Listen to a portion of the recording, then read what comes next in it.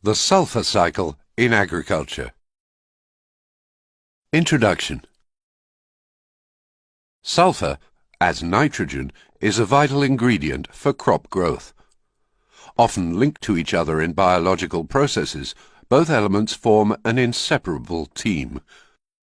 However, if sulfur deficiencies were fairly rare 20 years ago, they are commonly encountered today due to the drop of sulfur dioxide emissions.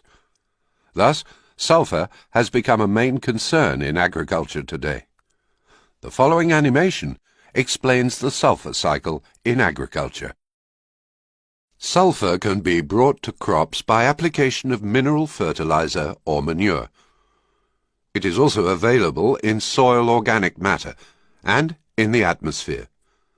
Sulfur can only be absorbed by plant roots as sulfate or, to a lesser extent, by plant leaves as sulfur dioxide. Sulfur from fertilizers. Mineral fertilizers contain sulfur as sulfate. Unlike organic sulfur compounds from manure, sulfate from fertilizer is immediately available as a nutrient and easily absorbed by plants. Uptake of sulfate is rapid due to high particle mobility. Sulfate is mobile in the soil and reaches the plant roots quickly. Transformation of sulfate into sulfite is favored by lack of oxygen, waterlogging. Soil bacteria convert sulfate into gaseous hydrogen sulfide. This could cause minor losses to the atmosphere through volatilization. Organic sulfur.